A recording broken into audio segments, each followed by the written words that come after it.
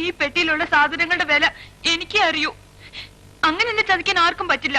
ഇനി ചതിച്ചാൽ ഞാൻ ശപിക്കും. ഞാൻ ഭദ്രകാളിയാ. എന്റെ 3-ാമത്തെ വയസ്സില് പിറന്നാൾ നമ്മ കൈകൊണ്ട് തുന്നിതന്ന ഉടുപ്പാ. ഇത് ഞാൻ മരണം വരെ കളയൂല. ഉർവശി തകർത്ത് അഭിനയിച്ച ഈ മൂവി സീൻ കണ്ടിട്ട് ചിരിക്കാത്തതായിട്ട് എനിക്ക് തോന്നില്ല ഒരു മലയാളികൾ പോലും കാണില്ല എന്നുള്ളത്.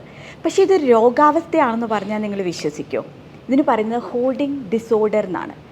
ചില വീടുകളിൽ കണ്ടിട്ടില്ലേ, നല്ല ഭംഗിയുള്ള വീടായിരിക്കും, പക്ഷേ നമ്മൾ വീട്ടിലോട്ട് എൻ്റർ ചെയ്യുമ്പോൾ കാല് കുത്താൻ പോലും ഇടമുണ്ടാവില്ല. കാരണം ഒരുപാട് സാധനങ്ങൾ തിങ്ങി നിറഞ്ഞിട്ടുണ്ടാവും.